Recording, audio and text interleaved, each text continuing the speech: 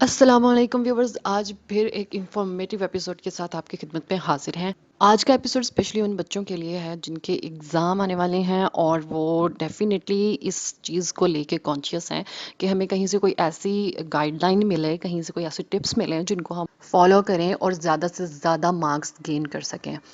सारे papers pattern पे हम बात करेंगे, लेकिन सबसे पहले हम बायोलॉजी के पेपर को टच करने जा रहे हैं कि वो कौन से ऐसे ट्रिक्स हैं जिनको आप फॉलो करके बायोलॉजी के पेपर में ज़्यादा से ज़्यादा मार्क्स अटेंड कर सकते हैं। मैं आपको गाइड करने वाली हूँ बायोलॉजी के पेपर को सॉल्व करने का सही तरीका। वीडियो में एंड तक हमारे साथ रहिए और इस इंफॉर्मेटिव वीडियो से बहुत सारा फ़ायदा उठाएं, क्योंकि with the grace of almighty आज तक जितने भी स्टूडेंट्स को गाइडलाइन दी है, अल्हम्दुलिल्लाह अल्हम्दुलिल्लाह सब ने मैक्सिमम मार्क्स, इवन बायो में फुल मार्क्स भी बच्चों ने लिए हैं। आपके लिए ये गाइडलाइन आपको टॉपर बनाने में मुआवन साबित हो सकती है।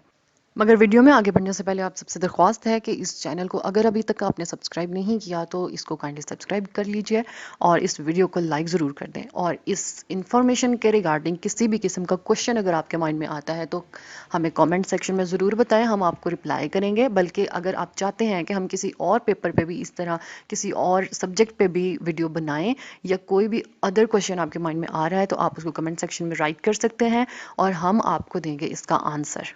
Welcome in our channel Wisdom Inside Out.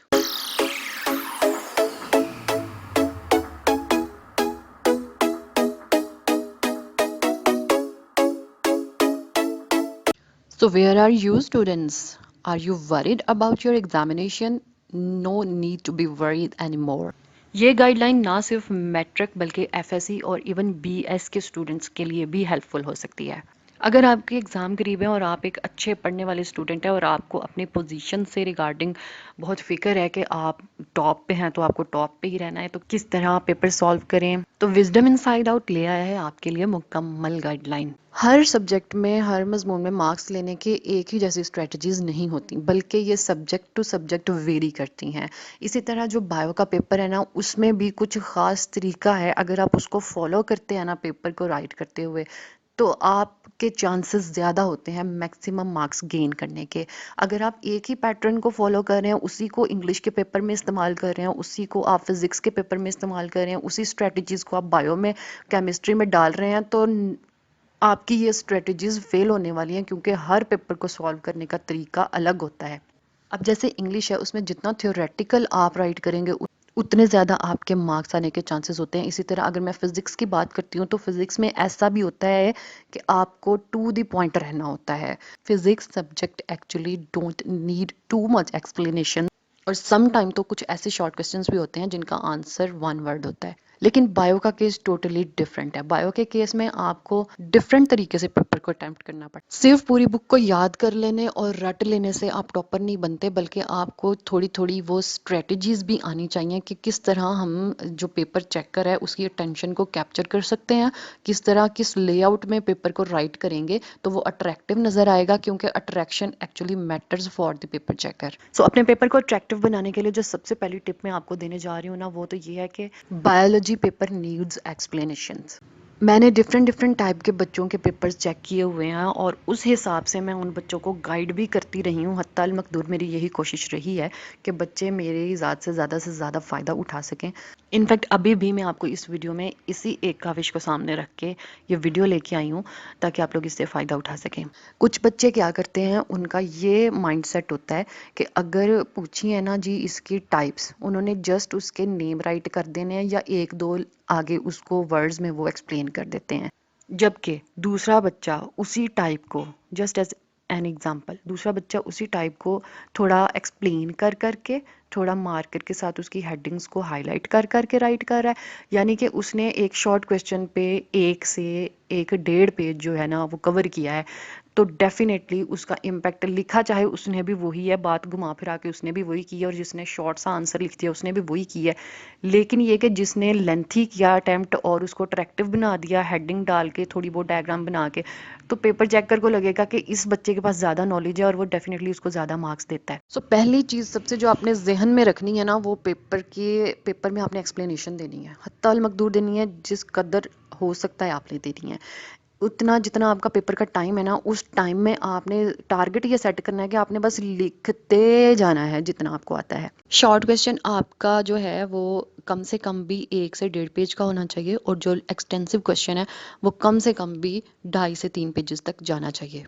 ऐसा नहीं है कि जो इतना अटेम्प्ट नहीं करते उनके मार्क्स नहीं आते, नो डाउट उनके मार्क्स भी अगर उन्होंने राइट सही किया तो आ जाएंगे, लेकिन मैं सिर्फ आपके इम्पैक्ट पे बात कर रही हूँ कि किस तरह आपने अपने पेपर के इम्पैक्ट को बिल्डअप करना है, ताकि अगर कंपैरिजन में बच्चों का जो पेपर चेक करे ना, उसके पास डिफरेंट बच्चों के पेपर होते हैं, तो उसके माइंडसेट जो है ना वो एक कंपैरिजन वाला बन जाता है। सो जब कंपैरिजन में आपके पेपर आते हैं ना, तो फिर ये चीज़ें डेफिनेटली मैटर करती हैं। So keep in mind you have to explain as more as you can.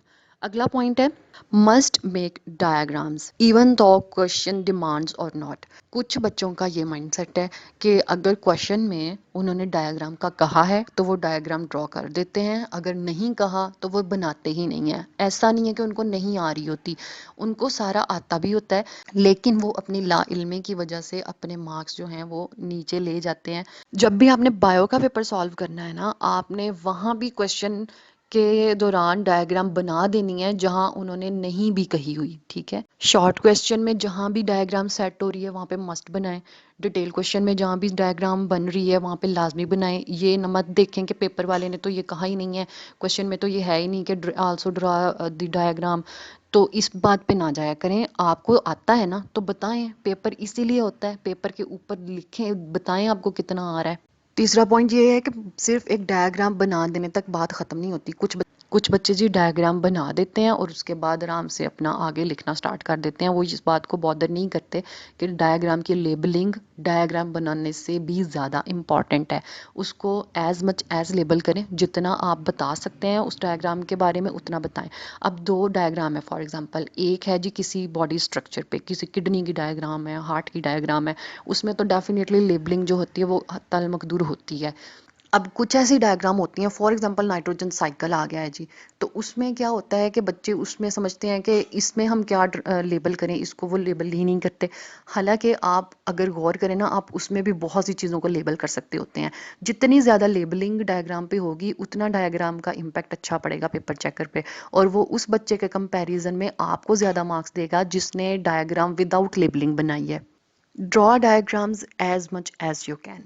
अगला पॉइंट है, नीटनेस एक्चुअली मैटर्स। जितना ज़्यादा आपके पेपर का इम्पैक्ट नीट नज़र आएगा उतना ज़्यादा पेपर चेकर का दिल करेगा कि वो आपको खुश हो के ज़्यादा से ज़्यादा मार्क्स दे। क्योंकि दो ऐसे अगर बच्चे हैं मेरे पास, दोनों ने सेम लिखा हुआ है, उसको भी उतना नॉलेज है, उसको भी उतना नॉलेज है, दोनों ने जी पेपर के ऊपर राइट कर दिया। अब जब हम चेक करने वाले बैठते हैं ना, हमने क्या करना है कि जी जिसका पेपर में नीटनेस है ना, ऑटोमेटिकली हमारी अट्रैक्शन उस पेपर की तरफ बढ़ जाती है। और जिस बच्चे ने लिखा वही है लेकिन उसकी वो राइटिंग में भी नीटनेस नहीं है, उसको नहीं पता, उसने हेडिंग नहीं दी हुई, उसने जी पेपर के मार्जिन्स का ख्याल नहीं किया हुआ, उसने जहाँ लाइन ख़त्म करनी है कहाँ नहीं करनी उसने इस चीज़ को सोचा नहीं है, आगे 2-3 लाइनें छोड़ के क्वेश्चन किसी और ही तरीके से स्टार्ट कर दिया है। यानी कि पेपर की एक ख़ास सिमेट्री होती है, उसी सिमेट्री में अगर आप पेपर को राइट करते हैं ना तो आपके पेपर की नीटनेस बढ़ जाती है, और नीटनेस भी पेपर चेक करने वाले पे अच्छा इम्पैक्ट डालती है। प्रॉपर मार्जिन करें, उसके बाद मार्कर का यूज़ करें। पेपर का जो फ़ॉन्ट है ना उसको एक ख़ास से लिमिट में रखें। कुछ लोग तो बहुत ज़्यादा ब्रॉड कर देते हैं उसको, पूरे पेज में उन्होंने एक बड़ा सा क्यू डाल के और उसके ऊपर क्वेश्चन का नंबर डाल के एम ही पेपर को फिल करने की कोशिश की होती है, जो कि नज़र आ रहा होता है कि एम ही एक कोशिश की है पेजेस बढ़ाने की।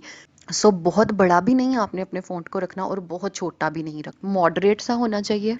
मार्कर का यूज़ प्रॉपर होना चाहिए। हेडिंग्स मस्ट दें। अगर एक क्वेश्चन को आप एक पैराग्राफ में लिखते हैं वो इतना गुड लुक नहीं देता जितना आप उसको पैराग्राफ्स में डिवाइड करके, मैं पेपर बायोलॉजी के पॉइंट ऑफ व्यू से बात कर रही हूँ, जितना आप उसको हेडिंग्स में डिवाइड करेंगे, फिर हर हेडिंग में कोई ना कोई एक आध डायग्राम बनाएंगे, उसको अच्छा सा लेबल करेंगे, जहाँ कोई इंपॉर्टेंट बात आती है उसको मार्कर के साथ हाईलाइट करेंगे या फिर उसको इन्वर्टेड कोमास में लिखेंगे। इस तरह की चीज़ों का ख्याल रखने से बायोलॉजी के पेपर का इम्पैक्ट बहुत अच्छा लगता है। अगली टिप ये है जी कि जब आपके पास क्वेश्चन पेपर आपके हाथ में आए, आप अच्छी तरह पहले उसको स्टडी करें, आप देखें कि आपको कौन सा क्वेश्चन ज़्यादा अच्छे से आता है। अब ज़्यादा अच्छे से आने से मेरी ये मुराद है, बायो के हवाले से मैं बात कर रही हूँ कि उस क्वेश्चन का इंतखाब पहले करें जिसमें आप ज़्यादा से ज़्यादा एक्सप्लेनेशन दे सकते हैं। अगर आपने पहले 15 से 20 जो शॉर्ट क्वेश्चन है वो ऐसे चूज़ कर लिए हैं ना कि जिसमें आप ज़्यादा एक्सप्लेनेशन दे रहे हैं, तो उसके बाद उन क्वेश्चन का नंबर भी लगा देंगे ना। अगर आप जो 2 से 3 लाइनों में जिसका आंसर आपको आ रहा है, इससे ज़्यादा एक्सप्लेन आप नहीं कर पा रहे, तो ओके होगा। लेकिन अगर आप पेपर का स्टार्ट ही ऐसे क्वेश्चन से ले रहे हैं जिसमें आपको एक्सप्लेनेशन देनी नहीं आ रही, आप 2 से 3 लाइनों में उस क्वेश्चन को एंड करते जा रहे हैं, तो जो चेकिंग कर रहे होते हैं ना, उन पे आपका इम्पैक्ट अच्छा नहीं पड़ता। वो ये समझते हैं कि बच्चे के पास नॉलेज नहीं है। और उसके बाद अगर आप लेंथी क्वेश्चन लिख भी देते हैं ना, तो वो आपको फॉर ग्रांटेड लेते हैं। सो पेपर का स्टार्ट उन क्वेश्चन से करना है जिसमें आप ज़्यादा एक्सप्लेनेशन दे सकते हैं, whether these are the short questions और द डिटेल क्वेश्चंस। जिसको आप सबसे अच्छा एक्सप्लेन कर सकते हैं उसको सबसे पहले राइट करें, फिर उससे कम जो आप एक्सप्लेन कर सकते हैं उसको दूसरे नंबर पे राइट करें। इस तरह आपके पेपर का पैटर्न होना चाहिए। यानी कि स्टार्ट का इम्पैक्ट, वो कहते हैं ना, first impression is the last impression, तो बस पेपर में भी कुछ ऐसा ही हो रहा होता है। कोशिश करें कि जिन क्वेश्चन में डायग्राम बन रही है, जिन क्वेश्चन में आप बना सकते हैं, आपको पता है कि मैं इस क्वेश्चन के आंसर में डायग्राम बना सकती हूँ, लेबल कर सकती हूँ, जिसमें आप बना सकते हैं ना, उसको पहले सॉल्व कर लें। जिसमें डायग्राम बिल्कुल नहीं बन रही उसको एंड में सॉल्व कर लें। एमसीक्यूज तो हत्तल मकदूर सही करने की कोशिश करें। एमसीक्यूज में मार्क्स ना कटवाया करें। मुझे बड़ा दुख होता है जब बच्चे एमसीक्यूज में आके मार्क्स कटवाते हैं। आपके पास 4 ऑप्शंस होती हैं, सोच समझ के निशान लगाया करें उस पर। और शॉर्ट क्वेश्चन और डिटेल क्वेश्चन सॉल्व करने की ट्रिक्स तो मैंने आपको बता ही दी हैं। बाकी अपना रोल नंबर, शोल नंबर सही तरह से चेक किया करें भाई। अपना वो जो सीरियल नंबर आप उस पे शीट पे राइट करते हैं उसको सही तरह से राइट किया करें, पेपर शुरू होने से पहले और पेपर जब आप सबमिट करवाने लगते हैं उससे पहले। एक दफ़ा, दो दफ़ा बल्कि अपना रोल नंबर चेक किया करें। अपनी राइटिंग पे फोकस करें। और ये थे जी बायो के पेपर में ज़्यादा से ज़्यादा मार्क्स लेने के ट्रिक्स एंड स्ट्रेटजीज फॉलो करें और छा जाएं।